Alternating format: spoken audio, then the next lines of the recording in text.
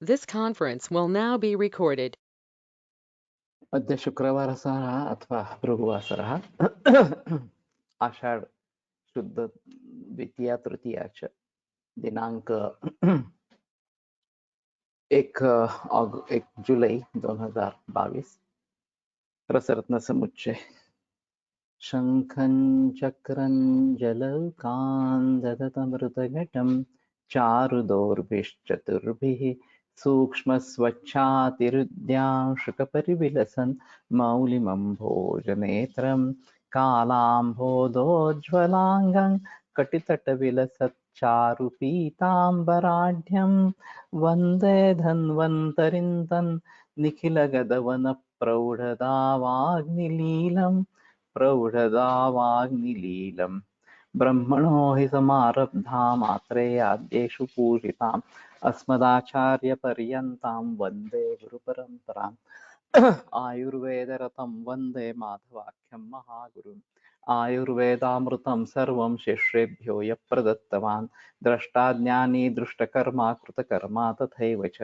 अध्यापको विश्वक्श्रेष्ठो महान् संशोधकस्तथा गुणैरेतैः समुदितैः यत्कार्यं प्रतनोति सः समृद्ध्यर्थं हि कार्यस्य वयं नु प्रयतामहे सरस्वत्यै नमो यस्याः प्रसादात् पुण्यकर्मभिः बुद्धिदर्पणसङ्क्रान्तं जगदध्यक्षमीक्षते आत्रेयं प्रथमं वन्दे आयुर्वेदजगद्गुरुम् आयुर्वेदामृतं सर्वं गृहीत्वा हि सुरेश्वरात् अग्निवेशादिकेभ्यो यत् प्रयच्छत् प्रथमं तन्त्रकर्तारम् अग्निवेशं नमाम्यहम्।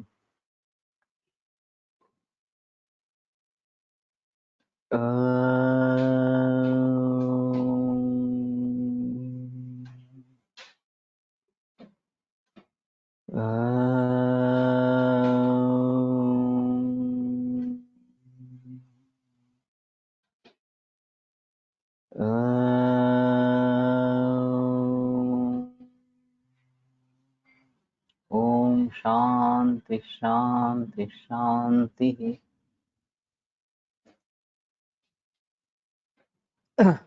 अथ वातविध्वंसन मृतमभ्रप्यसत्त्वं हि कांस्यं शुल्बं च माक्षिकं गन्धकं तालकं सर्वं भागोत्तरविवर्जितम्।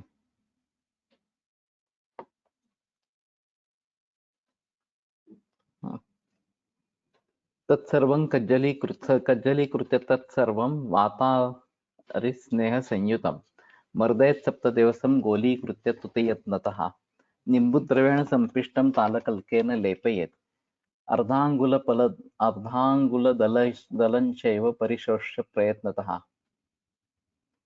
प्रपचेद्वालुकायन्त्रे यामानां द्वादशावधि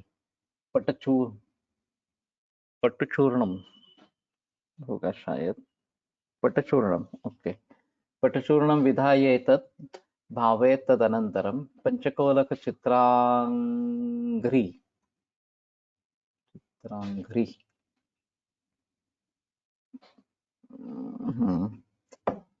वरुण वरुणादिकषायतः दशमूलकषायेण शृङ्गबैररसेन च रक्तामृतं कलांशेन दत्त्वा निष्पिष्य यत्नतः स्थूलकोलास्थितुलिता छाया शुष्का वटिङ्किरेत् तत्तद्रोगहरैर्द्रव्यैर्नृणां देया सदा हिता हन्यात् अशीतिधा भिन्नान् वातजातान् महागदान् गुल्मान् अष्टविधांश्चापि शूलान् अष्टविधानपि जठरस्य रुजः सर्वाः तथा च मलनिग्रहम् आत्मानकम् अथानाहं विसूचिं मन्दवन्दिताम् आमदोषान् अशेषांश्च दाहं छर्दीं च दुर्धराम् ग्रहणीं श्वासकासौ च श्वासकासौ च कृमिरोगम् अशेषतः हन्यात् सर्वाङ्गसदनं मन्यात् स्तम्भं च वाजिनाम् ज्वरे चैवातिसारे च मूलरोगे त्रिदोषजे पथ्यन् रोगानुरूपेण दापनीयं विषग्वरैः धीमता नन्दिना श्रीमता प्रोक्तो वातविध्वंसनो रसः क्षुधार्थिभिः सदा सेव्यः सर्वाहारपरैर्नरैः। काफी बड़ा पाठ है।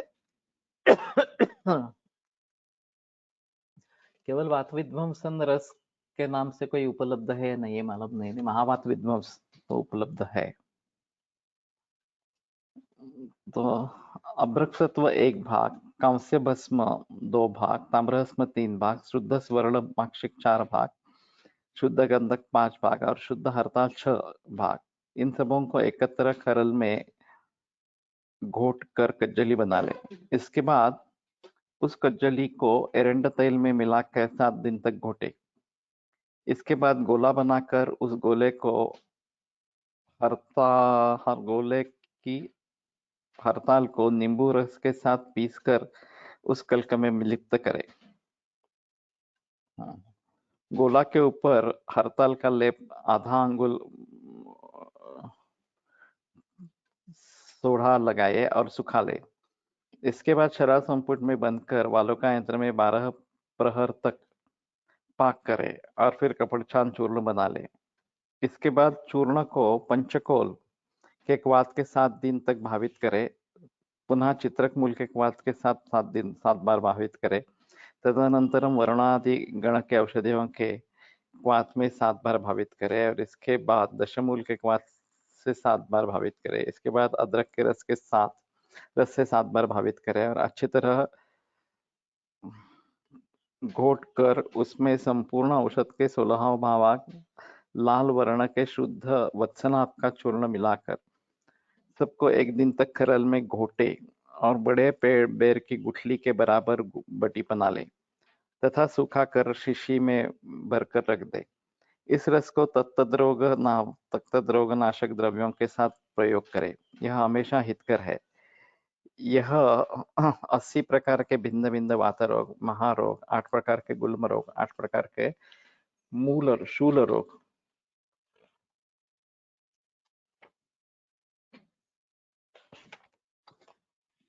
सभी प्रकार के उदर रोग, मल विबंध, आत्मान, आनाह, विसूचिका, मंदाग्नि संपूर्ण तथा 8 दोष,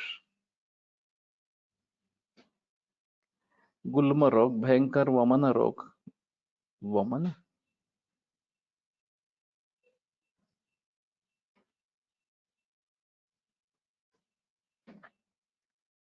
मंदवन्यताम आमदोषा नशेषांश्च,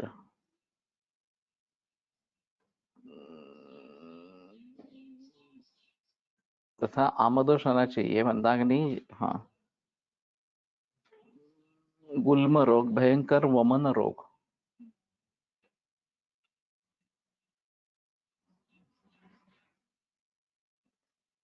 छर्दिन दुर्धराम, तो वमन नहीं छर्दी रोग बताना चाहिए था। ग्रहणी श्वास का रोग, संपूर्ण कृमि रोग, सर्वांग पीड़ा, मन्यास्तंभ तथा घोड़ों के भी मन्यास्तंभ को नष्ट करता है। ये वाजिनाम, ये बात बताई गई है, मन्यास्तंभंच वाजिनाम अपि, ऐसा अध्यारोत रखा है। उत्तम चिकित्सक ज्वर, अतिसार, शूल रोग, अर्श रोग तथा त्रिदोष रोग में वादिक के अनुरूप पथ्य दे। यह वात विध्वंस रस को श्रीमान नंदी आचार्य ने कहा है।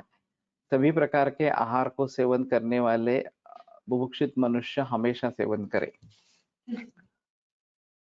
तो ये काफी बड़ा पाठ है, वैसे बनाने में बहुत ज्यादा डिफिकल्ट नहीं है। बाजार में आज महावात विध्वंस रस से जो मिलता है वो एक बार देखना चाहिए, वो क्या मिलता है। और ये तो काफी बड़ा पाठ है और काफी प्रोसेसेस इन्वॉल्व है, भावनाएं भी बहुत सारी है। जयपाळ युक्त महावात, जयपाळ विरहित वात असा मिळतो।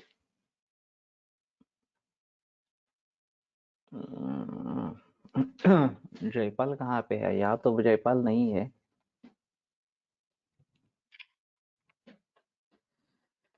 तो महावात विध्वंस का पाठ अलग ही है क्या? एक देखना चाहिए कहाँ आया है इस प्रकार से। वात विध्वंसन वैद्यनाथ का उपलब्ध है, पाठ इससे छोटा है। वात विध्वंसन रस वैद्यनाथ का उपलब्ध है, पाठ इससे छोटा है।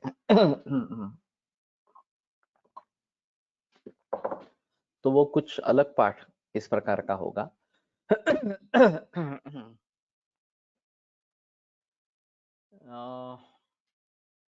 ज्यादा डिफिकल्ट नहीं है, फिर भी काफी मेहनत करनी पडेगी। हो सर, भैषज रत्नावलीचा आहे बहुतेक। हाँ हाँ हाँ हाँ हाँ। लेकिन फलश्रुति देखेंगे तो फलश्रुति बहुत ही व्यापक है। और वैसे देखा जाए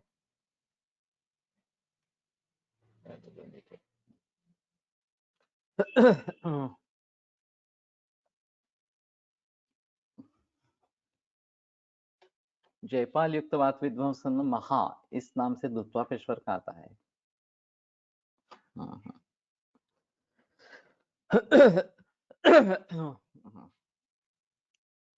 तो वो पार्ट देखना पड़ेगा। ठीक है, लेकिन सोच सकते हैं इसके बारे में। आता वृकोदर गुटिका हो सर, मी वापरते। दुत्वापेश्वर का या बैद्यनाथ का?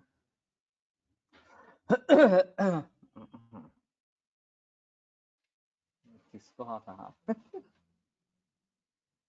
सूतगंधक तीक्ष्णाभ्रय सतापे समभाकिकै सरसांशम अपरम सर्वम षट्कोलम जीरकद्वयम दुत्वापेश्वर। ओके। सौवर्चलम स सिंधुत्थम विडंगम विडंगंच हरितकी अमलवेतसकं सर्वं बीजपूराम्बुमर्दितम् गुटिकास्तेन कल्केन कार्या कोलास्तिमात्रकाः योगिन्या बहुधा बहुघातीनां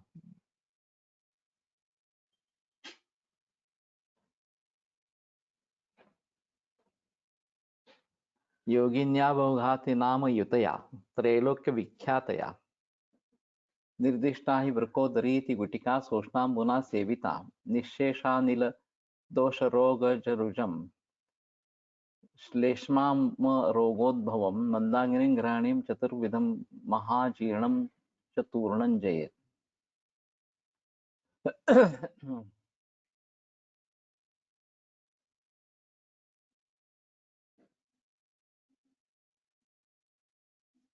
शुद्ध गंधक, नाग, वंग, लोह, ताम्र, ये अलग ही पाठ है। अभ्रक, कण, टंकण, मरीच, शुंठी, पिप्पली, शुद्ध वत्सना, त्रिकटुक्वाथ, चित्रक, भृंगराज, कुष्ठ, निर्गुंडी, अर्क, तामलकी, चंद्रशूर, निम्बस्वरस, ये वैद्यनाथ का है।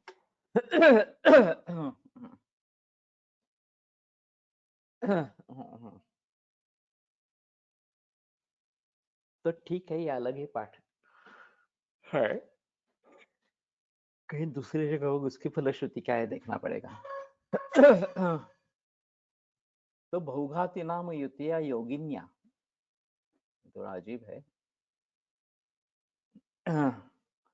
वृकोदर ये संज्ञा भीम को दी जाती है।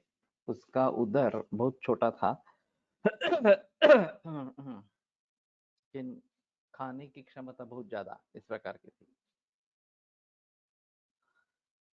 शुद्ध पारद, शुद्ध गंधक, दोनों की कजली, तीक्ष्ण लोह भस्म, अभ्रक भस्म, स्वर्णमाक्षिक संभाग एवं षटकोल, सफेद जीरा, सवर्चल नमक, सेंधा नमक, वायविडंग, हर्रे तथा अम्लवेतस एक साथ इन सबों का चूर्ण कर एकत्र खरल में रखकर बिचौरा नींबू के रस के साथ घोटे तथा कलका बनाकर बेर की गुठली के बराबर गुटिका बनावे।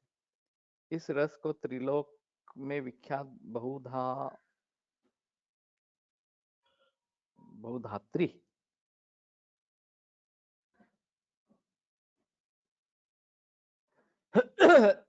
तो बहुधात्री है तो ठीक है, बहुघाती तो कुछ मतलब अलग ही हो जाएगा। टीका में क्या करते हैं देखते हैं।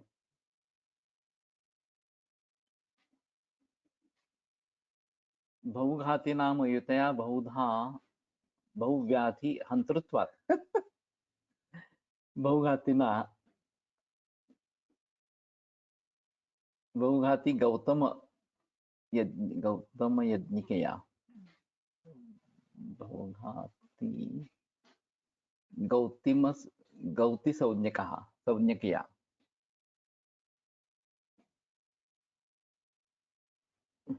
तो बहुघाती का मतलब बहुत रोगों के नाश करने वाला, ऐसा टीकाकार ने किया है। और यहाँ बहुधात्री पाठ है, योगिनी जो है उसका।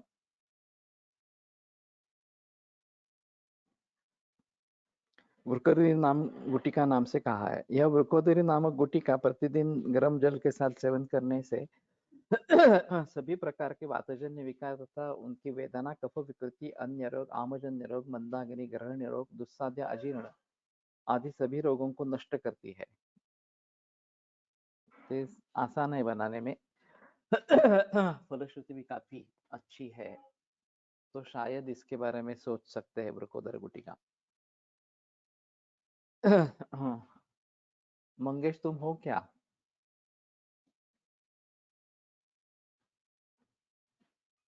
मंगेश?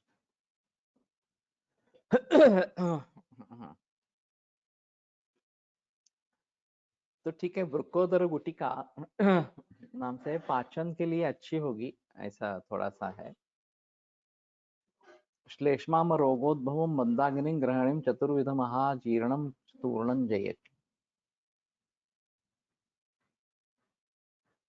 निशेषानिल दोष रोगम दोषज रुजम दोष रोगज रुजम। मैं अनुलोमन भी करती होगी बात का। अम्ल वितस भी डाला है और बीजपुर जो रस की भावना है।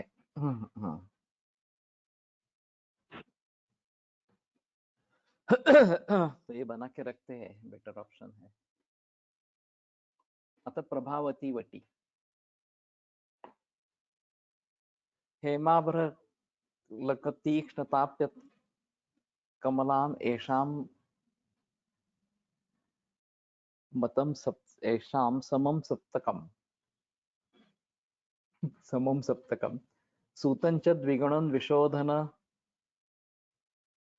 बधु सृक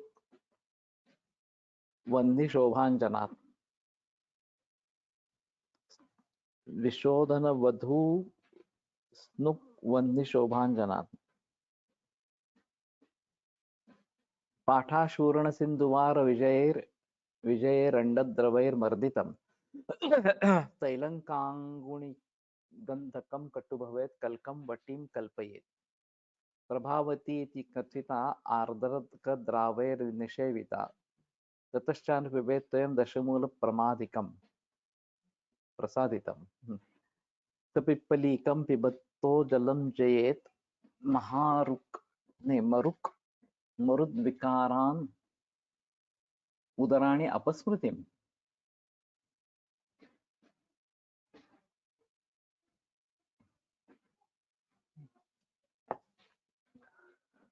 स्वर्ण भस्म, अभ्रक भस्म, हरताल भस्म, तीक्ष्ण लोह भस्म, स्वर्ण माक्षिक भस्म, ताम्र भस्म तथा सातवां शुद्ध पारद 1 भाग और शुद्ध गंधक 2 भाग। तो विशोधन वधु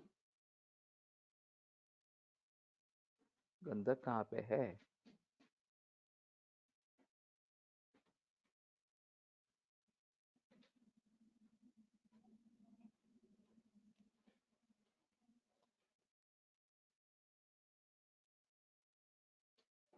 हेम अभ्र तालक तीक्ष्ण लोह भस्म स्वर्ण माक्षिक भस्म ताप्य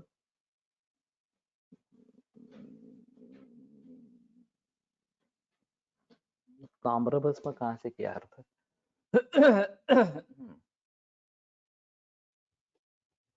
कमल ताम्र। तो कमल का मतलब ताम्र है यहाँ पे, चौका देने वाली बात है। सूतंच द्विगुणम विशोधन वधु, विशोधन सानागा केशर वधु सारिवा अथवा विशोधन वधु सारिवा। अजीब है।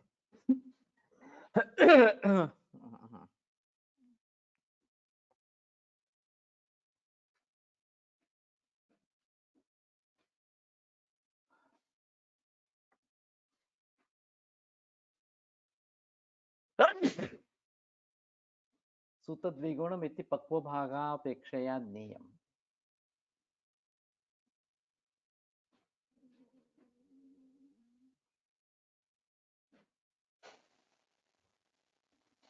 सप्तानां पूर्णं सप्तमम् इत्यर्थः। सूतमिति अनेन सम्बध्यते। सूतद्विगुणम् इति पक्वभागापेक्षया ज्ञेयम्। और अचित किया है।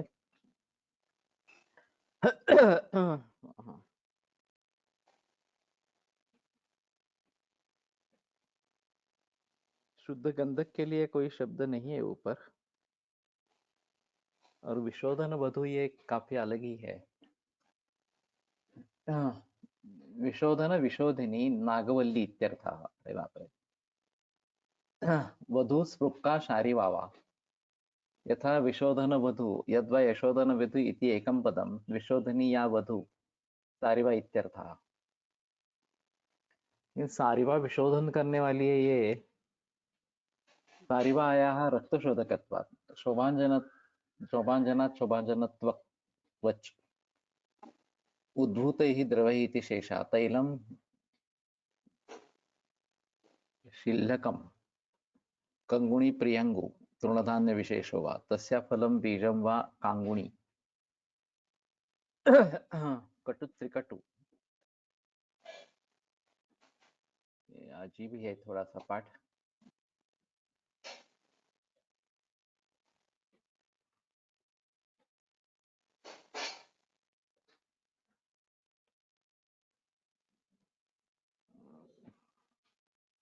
मरुद्विकार उदराणि अपस्मृति।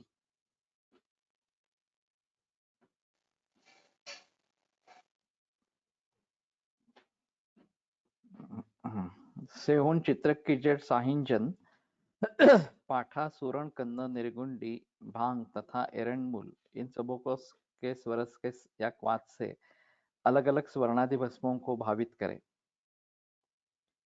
इसके बाद मालकांगणी तेल, गंधक तेल, त्रिकटु के विधिवत सिद्ध तेल तथा सरसों के तेल से अलग अलग एक एक बार घोटकर उस कल्क की वटी बना ले। इसको प्रभावती गुटिका कहते हैं। इस गोली को अदरक के रस के साथ प्रतिदिन सेवन करे और दशमूल के स्वाद में पीपर का चूर्ण डालकर पान करें। यह वेटे सेवन करने से सभी प्रकार के वात रोग, उदर रोग तथा अपस्मार रोग भी अपस्मार रोग को नष्ट करती है। काफी तेल है इसमें।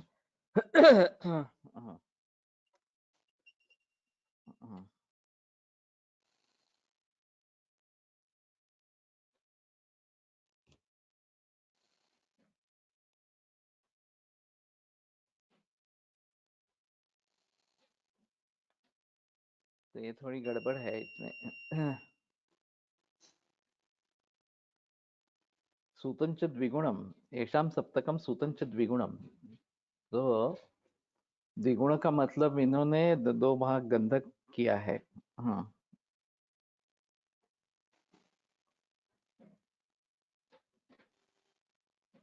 और फिर विशोधन वधु वगैरह ये तो सारीवा बता रहे हैं। वैसे सारीवा शोधन करने वाली इस प्रकार की तो रक्त प्रसादन है, उसमें संदेह नहीं है, लेकिन शोधन करने वाली है इस प्रकार का निर्देश कहीं मिलता नहीं है। एकांगवते पर्पटिरस प्रयोगे विध्यंतरम अष्टगुंजबितं खादेत एकांगे पर्पटिरसम अर्धकर्षं घृतेनानु योगराजं च गुग्गुलुः।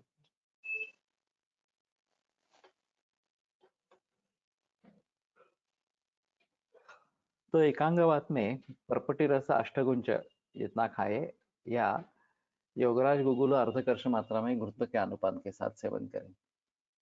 विजय भैरव तैलम।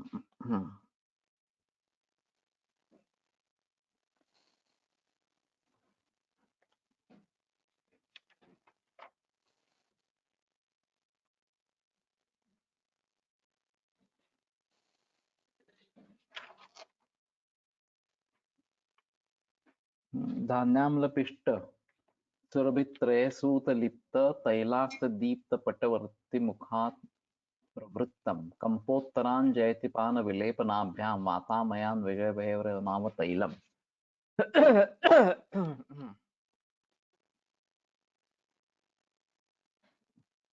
सुरभित्रय गंधक हरताल मनशील तथा पारादीन सबों का एकत्र मर्दन कर कज्जली बना ले और कांजी के साथ घोट कर पतला कल्क बना ले। इसके बाद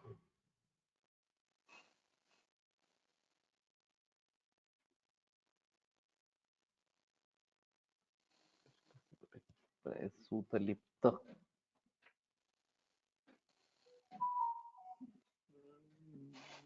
दो परत या 3 परतों की लंबी पट्टी के ऊपर लेप कर बत्ती दे। बत्ती के आकार का बनाकर सुखा ले। इसके बाद इस पट्टी को तिल तेल या सरसों के तेल में भिगोकर उसके एक सिरे को चिमटे से पकड़कर लटकाते हुए दूसरी सिरे को अलग कर दे, जला दे। इस प्रकार जलती बत्ती के साथ जलते भाग से तेल की बूंदें टपकेगी। उनको किसी पात्र में एकत्र कर ले। इस तेल को विजय भैरव तेल कहते हैं। यह तेल दूध ले साथ सेवन करने से तथा वात के स्थान पर मर्दन करने से कंपयुक्त वाती का रोग तथा अन्य प्रकार के वात रोगों को नष्ट करता है।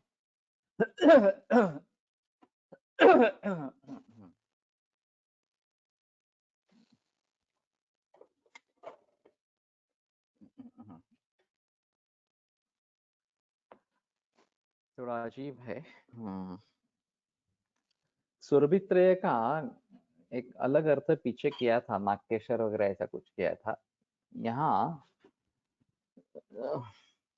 टीका में देखते एक बार। गंधकत्रय तच्च शिलाताल गंधक नतु त्वगैला पत्र रूपम त्रिजातकम तंत्रांतरीय विजय भैरव दर्शना व्याकरिष्यति च स्वयमेव तैलाक्ता कटु तैलाक्ता। तो ये सुरभि का दूसरा भी अर्थ है, लेकिन यहाँ पे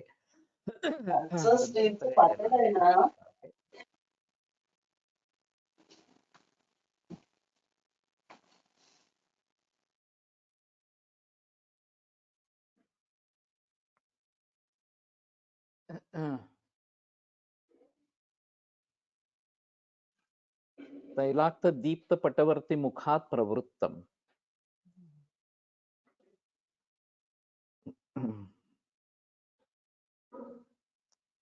कांजी के साथ घोट कर पतला कल्क बना ले। इसके बाद 2 पर्व या 3 पर्व की लंबी पट्टी के ऊपर लेप कर बत्ती के आकार का बनाकर सुखा ले।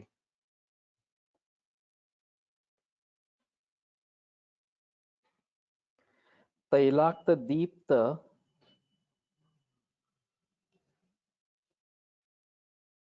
पटवर्ती मुखात प्रवृत्तम कंपोत्तरांजयति पान विलेपनाभ्याम वातामयान विजय भैरव नाम तैलम।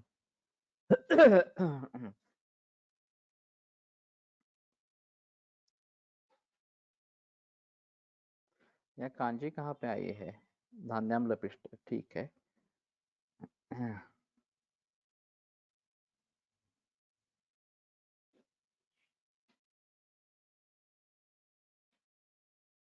इसका लेप करना चाहिए फिर। 2 या 3 पर्व की लंबी पट्टी के ऊपर लेप कर बत्ती के आकार का बनाकर सुखा ले। इसके बाद इस पट्टी को तिल तेल या सरसों के तेल में भिगोकर उसके एक सिरे को चिमटा से पकड़कर लटकाते हुए दूसरी सिरा को जला दे। इस प्रकार जलती बत्ती के साथ जलते भाग से तेल की बूंदें टपकेगी। उनको किसी पात्र में एकत्र कर ले।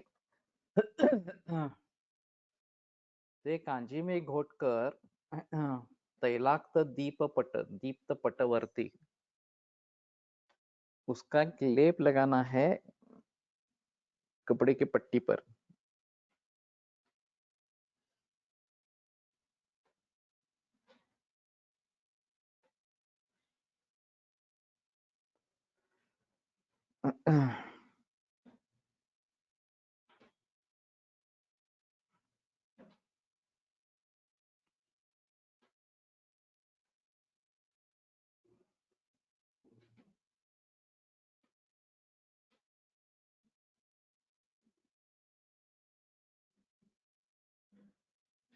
हाँ, एक उत्तर स्थान में तेल आता है कर्णनाद कर्णकशवेड़ के लिए।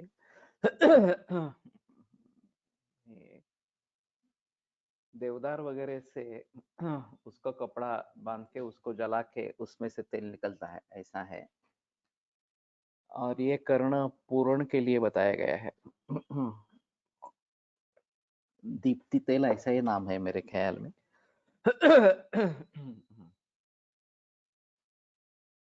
तो उसी प्रकार से ये कल्क बनाकर उसका लेप करे, सुखा ले, पट्टी के ऊपर लेप करे, सुखा ले, और फिर तैलाक्त करके उसको जला दे। तो ये तेल के साथ इसके कुछ अंश आएंगे और उसका पान और लेपन से कंपोत्तरान जयति। तो कंपोत्तर के बारे में थोड़ा सोचना पड़ेगा। पार्किंसोनिज्म एक अहम रोग है, ज्यादा अच्छे रिजल्ट्स नहीं है, और खास करके सिंडोपा, ये जो मॉडर्न की दवा है, वो शुरू करते हैं तो तुरंत राहत मिलती है। फिर उसका डोज बढ़ने लगता है, उसके साइड इफेक्ट्स होने लगते हैं। और ये झमेला काफी रोगों में देखा जाता है और फिर एक मिजरेबल कंडीशन पेशेंट की हो जाती है। तो उसको हमारे हिसाब से ये माश तेल वगैरह जो है उसमें कंप के बारे में लक्षण बताया गया है, कंप लक्षण बताया गया है, उसका एक प्रयोग कर सकते हैं। या फिर ये जो बात कही गई है इस प्रकार का दीप्त तेल, दिया जलाकर उसमें से जो तेल निकलने वाला है, वो उसको ऊपर लगाने से क्या होता है और भीतर देने से क्या होता है, एक बार देखना पड़ेगा। और बनाने में ज्यादा डिफिकल्ट नहीं होगा।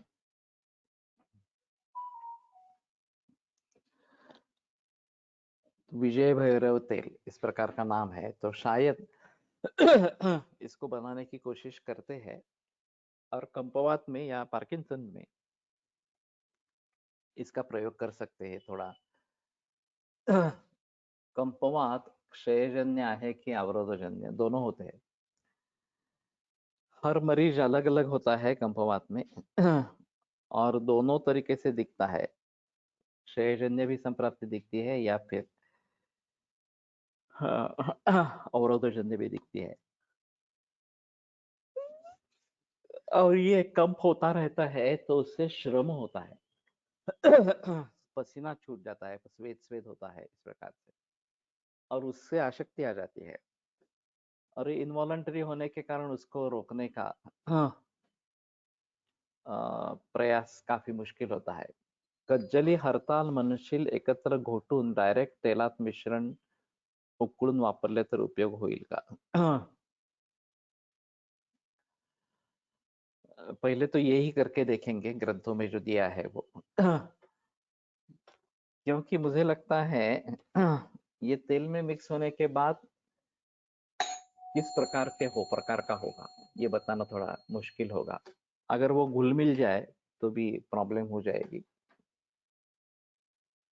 यहाँ शायद ये कल्क जो है वो जल जाता है और तेल निकल आता है, ऐसी स्थिति होगी वो अग्नि देने से। तो करके देखना चाहिए कि ये उघडायचं मी बोलले नाही. नाही नाही हेच आलं असेल, दूध आलंच ना. दुसरं आलं असेल ना, अर्धा लिटर वाला. हा, मला माहिती नाही, पण बघ नाही तर आणलं नाही ते दूध.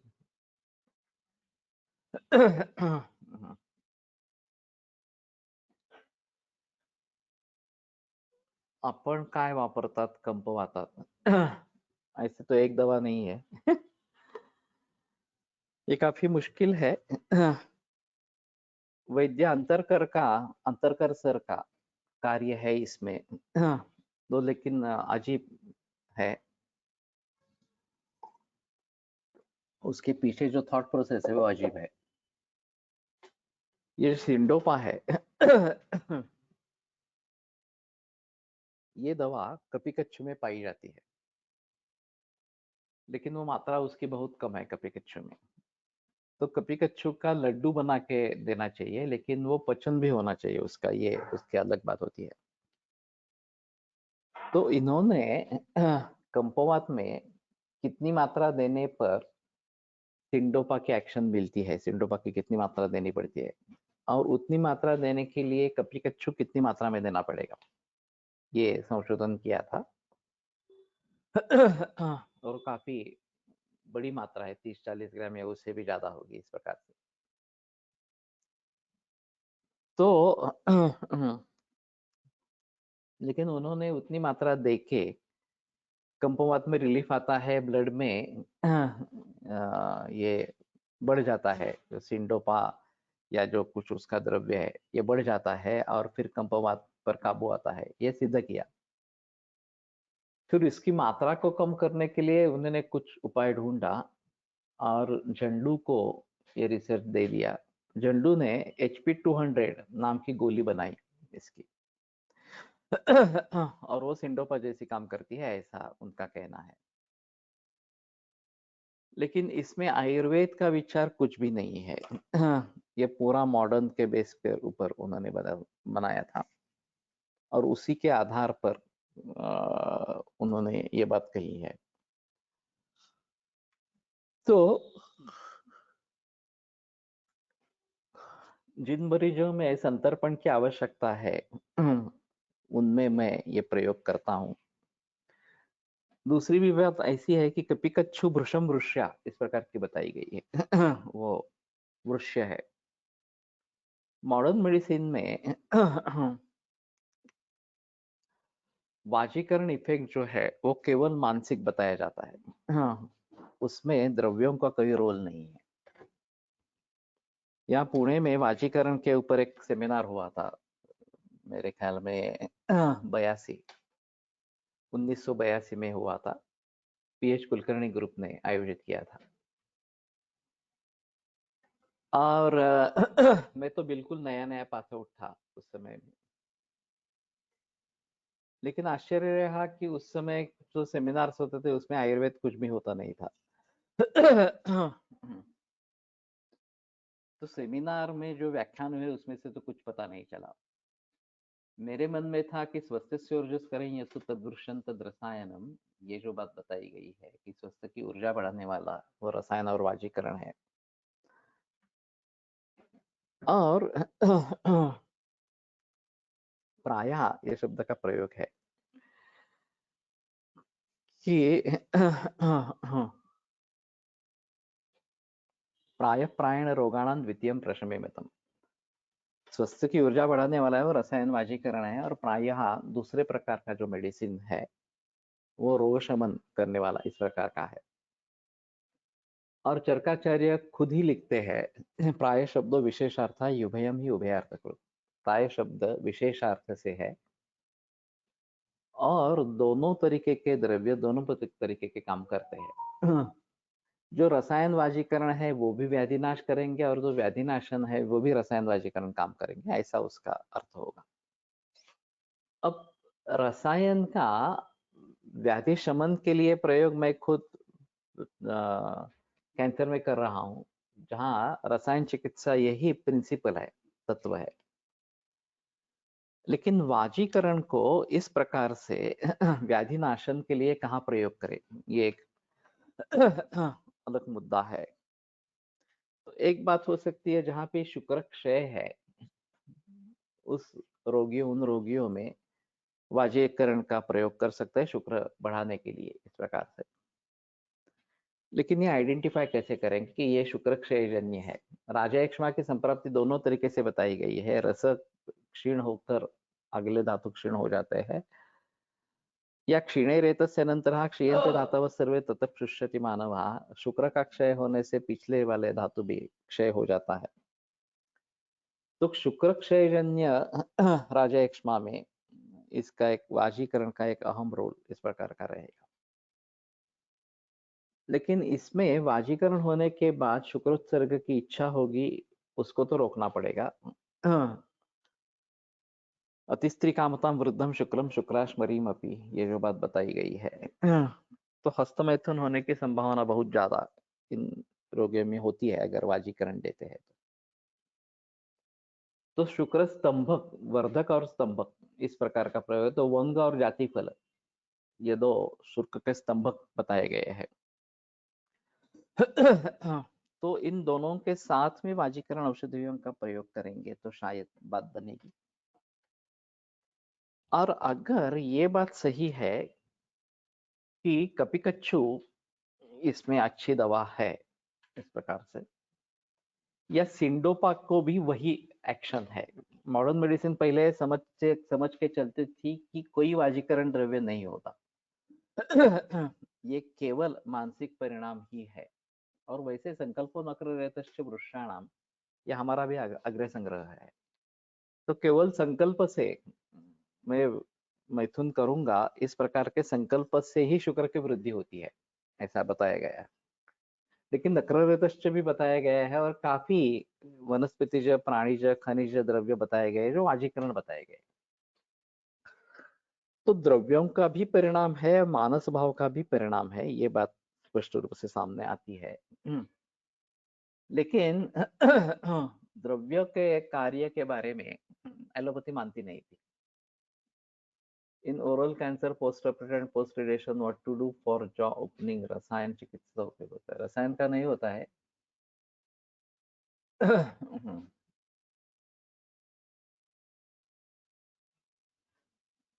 मनोअवसाद रुग्णात वाजीकरण औषधाचा चांगला उपयोग होतो हर्षकर तो यत्किंचित मनसो हर्षाणि यच्च तत्सर्वं दृश्यम उच्यते। इस दृष्टि से मनोहर्षण अगर इससे हो जाता है तो वाजीकरण का परिणाम इस प्रकार का दिखेगा तो अभी मैं सोच रहा हूँ कि हार्मोनल इम्बैलेंसेस में वाजीकरण चिकित्सा का रोल रहेगा, ऐसा मेरा मानना है। सिर्फ किस प्रकार के वाशीकरण का कहाँ प्रयोग करना है ये थोड़ा सोचना पड़ेगा और भावनाओं को दो हिस्सों में बांट सकते हैं, एक सकारात्मक और एक नकारात्मक इस प्रकार की, या अच्छी भावनाएं, बुरी भावनाएं, कि हर्ष, दया, प्रेम ये सभी अच्छी भावनाएं हैं और द्वेष, मत्सर, असूया, चिंता, शोक ये सभी बुरी भावनाएं इस प्रकार की। तो बुरी भावनाएं रोग निर्माण करती है और उनके लिए अच्छी भावनाएं करना ये जरूरी इस प्रकार का हो जाएगा। तो एक संकल्प बताते हैं कि चिड़चिड़ापन होता है लोगों को, त्रस्तत्व इस प्रकार का, इरिटेबिलिटी, और उसका कारण है शरीर मन में हुआ क्रोध इस प्रकार का और क्रोध का कारण है किसी दूसरे व्यक्ति का वर्तन इस प्रकार से या उसकी सोच वगैरह इस प्रकार से। तो इनका एक वाक्य है, अश्रूंची झाली फुले वाले, कि क्रोध यानी दूसरे के अपराध के लिए खुद को दी गई सजा है इस प्रकार। नाम आए याद आएगा एक अच्छी व्याख्या है इस प्रकार से। तो जितना वो दूसरे के ऊपर गुस्सा करके दूसरे को संतृप्त करता है, उससे कई गुना ज्यादा खुद को संतृप्त करता है। और इसलिए एक संकल्प बताते हैं कि जाने अनजाने में मैंने किसी का मन दुखाया हो तो वो मुझे माफ करे और जाने अनजाने में दूसरे किसी ने मेरा मन दुखाया हो तो मैं उसको माफ करता हूँ। ऐसा संकल्प मैं क्षमा करता हूँ, ऐसा संकल्प हर रोज रात सोते वक्त करना, तो धीरे धीरे या इरिटेबिलिटी कम होती है तो ये बात अगर इस प्रकार से समझी जाती है तो हार्मोन्स के बारे में हम शायद इस प्रकार से हर्षण अगर हो जाएगा तो ज्यादा अच्छा इस प्रकार का रहेगा। और फिर वपू काळे आहे का? नाही, वपू काळे नाही आहे, वसंत कानेटकर। येस, वसंत कानेटकर।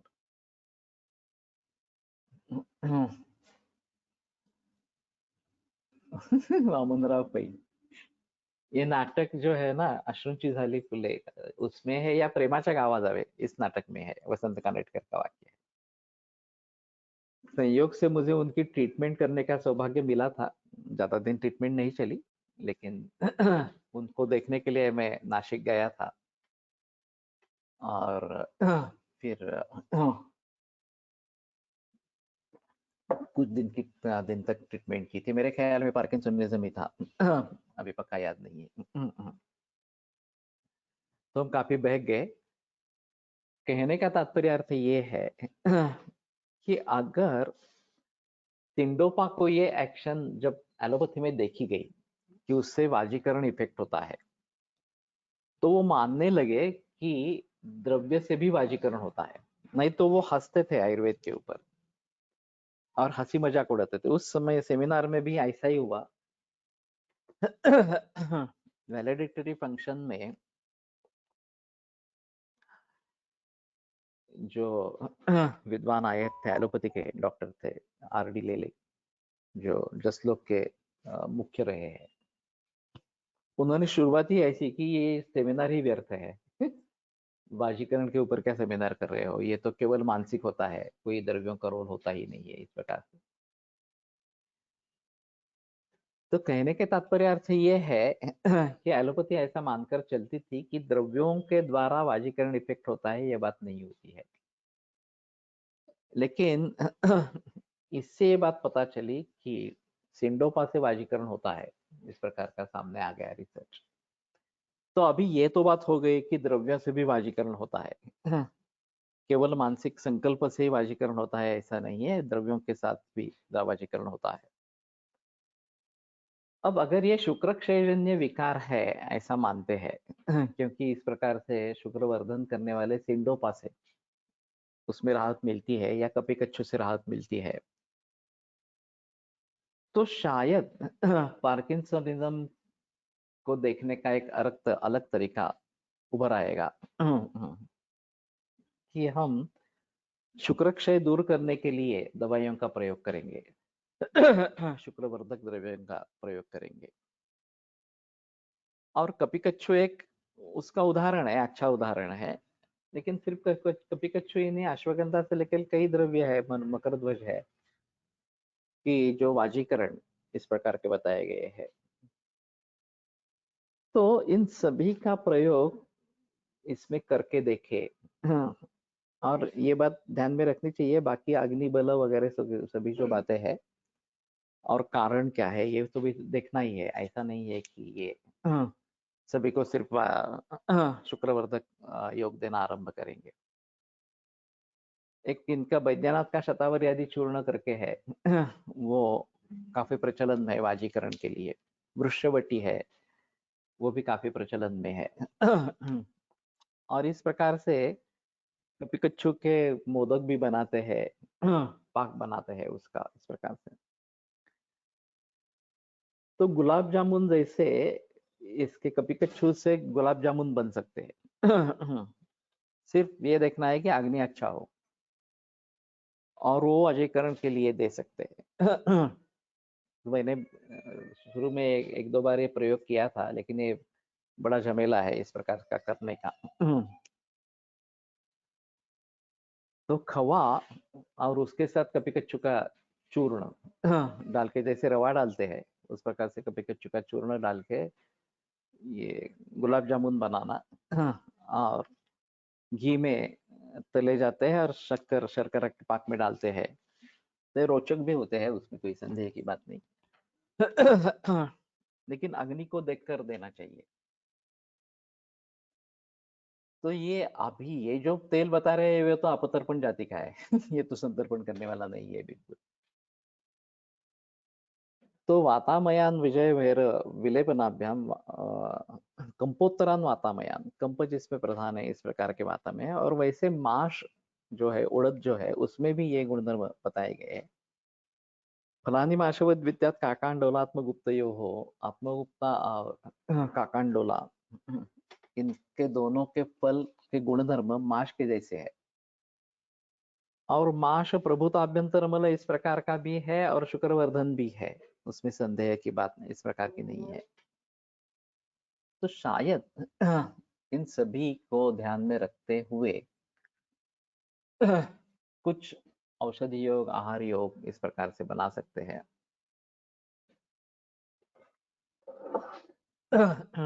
और इनमें प्रयोग कर सकते हैं। फिर भी पार्किंसनिज्म यानी कि कंपवात है या नहीं, ये एक अलग बात है।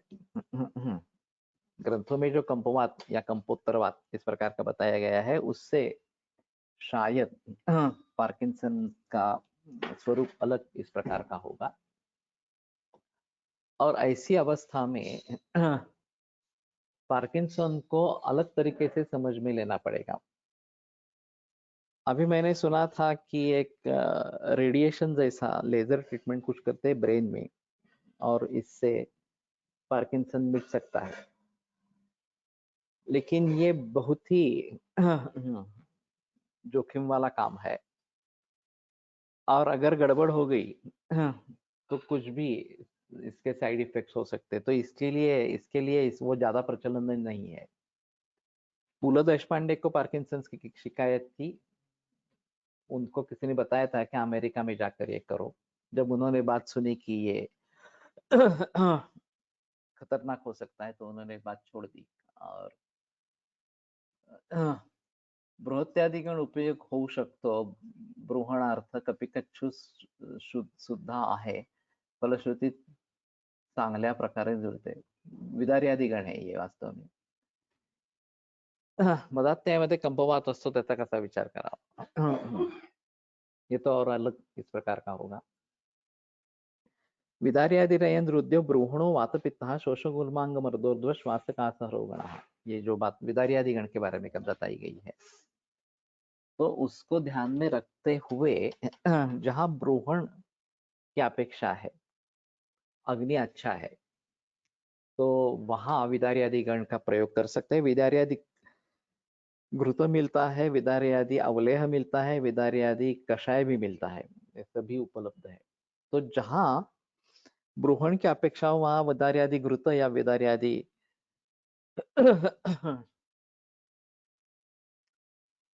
ये लेह, इसका प्रयोग करना ठीक इस प्रकार का रहेगा।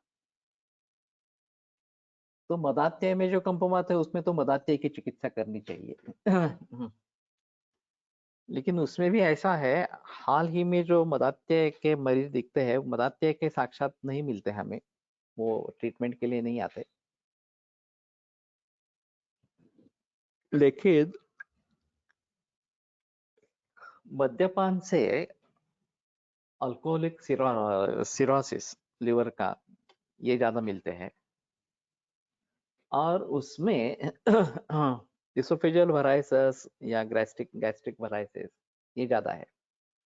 और कई दफा इन्हीं के जरिए निदान होता है कि रक्त छर्दी होती है, खून छर्दी के द्वारा निकल आता है, और फिर इन्वेस्टिगेशंस होती है तो पता चलता है कि ये लिवर सिरोसिस है और इसोफेजियल वराइटिस है। इस प्रकार से महानारायण तेल बृहत छागलादिघृत यूज फॉर स्नेहपान इन पार्किंसनिज्म, ये बात अच्छी है। जिनके फलश्रुति में कंप हो, ऐसे प्रयोग करें। वैसे महामाश तेल भी है एक, कि जिसके फलश्रुति में इस प्रकार का कंप के बारे में निर्देश है। लेकिन फिर भी ये आसान नहीं है, पार्किंसंस ट्रीट करना आसान नहीं है बिल्कुल। और संतर्पण अपतर्पण दोनों का विचार करना जरूरी होता है। और एक ही मरीज में भी दोनों का विचार करना भी जरूरी होता है। ये एक थोड़ा अजब मामला इस प्रकार का है। मैं मानता हूं कि आदि भौतिक, आध्यात्मिक और आदि दैविक, ये 3 स्तर है। और आदि भौतिक स्तर पर अपतर्पण की अपेक्षा, लेकिन आध्यात्मिक स्तर पर संतर्पण की अपेक्षा, ऐसी भी बात हो सकती है। वरुणादि तेल वर्णादि कपम वेदो मंदाग्नित्वम व्यन्यच्छति आढ्यवातम शिरशूलम गुल्मन चांतस्य विद्रधिम। फलश्रुति में तो नहीं है कुछ इस प्रकार का।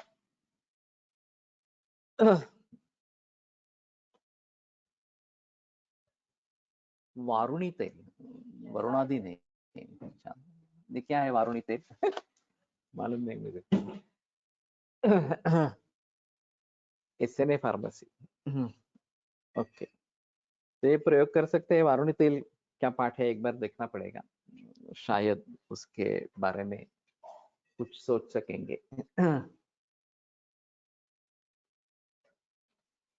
तो कहने का तात्पर्य अर्थ ये है कि पार्किंसनिज्म को अलग तरीके से देखना पड़ेगा, वातव्याधि ही सही लेकिन अलग संप्राप्ति को ध्यान में रखना पड़ेगा, और फिर उसका कहाँ पे प्रयोग करें नहीं करें इसके बारे में सोचना पड़ेगा। तो ठीक है, आज यहीं पे रुकते हैं। सोमवार को चरक को लेकर आगे बढ़ेंगे। आयुर्वेद प्रकांडो निगदित इह हि शल्यतंत्र प्रधानः शिष्येभ्यः शाश्वतो यन्निखिल जनकृपा व्याप्त चित्तेन येन आयुर्वेदस्य वांछन् पुनरपि भूमे तांच। हाँ, शनिवार है, कल कल का होगा लेक्चर। मैं भूल गया। तो कल होगा और फिर शनिवार को, सोमवार को।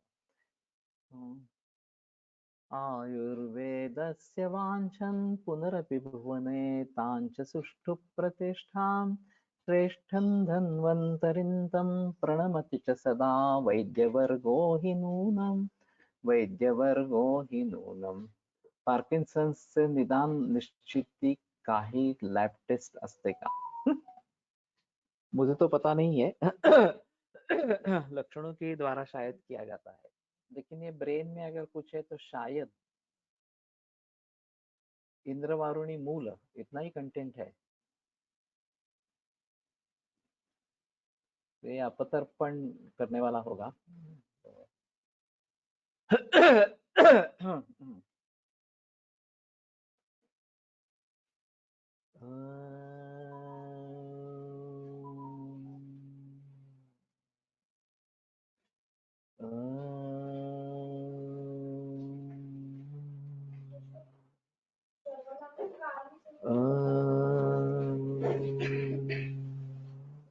ओम शांति शांति शांति। विरम्यते व्याख्यान व्यापारात्। श्वः पुनरपि मिलित।